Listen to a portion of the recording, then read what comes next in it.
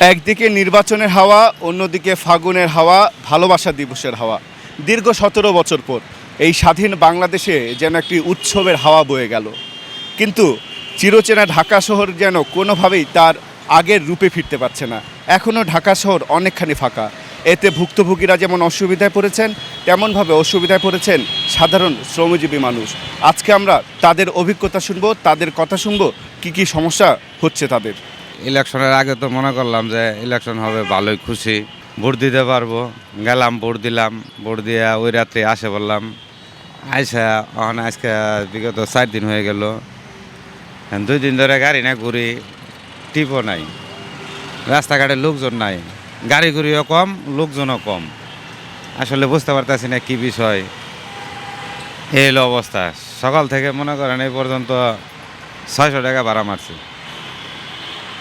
এই ঘুরতে ঘুরতে জায়গায় জায়গায় বসি, আর কই যাবো, এনে লেগে বই রয়েছি।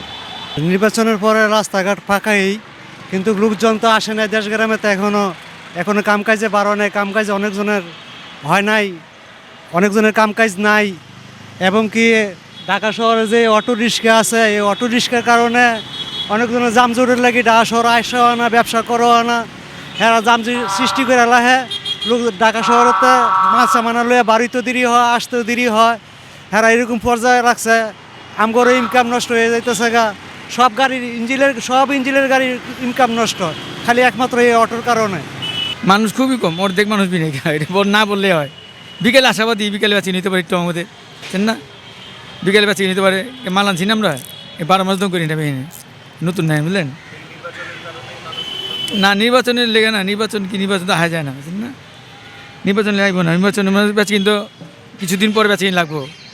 আমাদের নির্বাচন হয়েছে না, আমার মনে নির্বাচনের পরে কোনো থাকবো না। নির্বাচনে কী থাকে, কিছু থাকে, নির্বাচন থাকে না। এখন মনে বেঁচে কিনে আস্তে আস্তে পারবো, আমাকে অসুবিধা নেই। দেশ শান্তি কিনে চলো, আমরা চাই দেশ আরাম চলুক।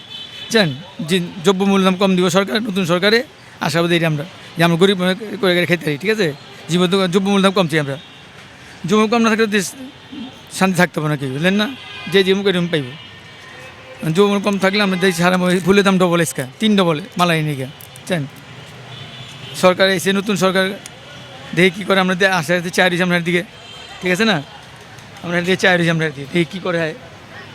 যে মনে করেন ভালো করলে আমরা জিনিস দ্রব্যমূল্য দাম কম চাই, আমরা দ্রব্যমূল্য দাম কম থাকলে মনে করেন আমরা চাই জেল বাদে থাকবার লেগে, ঠিক আছে। দ্রব্যমূল্য কম থাকলে মানে ভালো চলবো, ভালো থাকবো। যেভাবে কইছি আমরা দ্রব্যমূল্য কমাই দেবো। এখন জিনিস দাম বাড়তি, এই যে জিনিস দাম বাড়তি, সব জিনিস দাম বাড়তি। এখন কী করা যাবে, দেশে তো কাজ কাম নেই মানুষের, ব্যবসা খারাপ, আগের থেকে খারাপ হয়ে গেছে, দেশের অবস্থা খারাপ।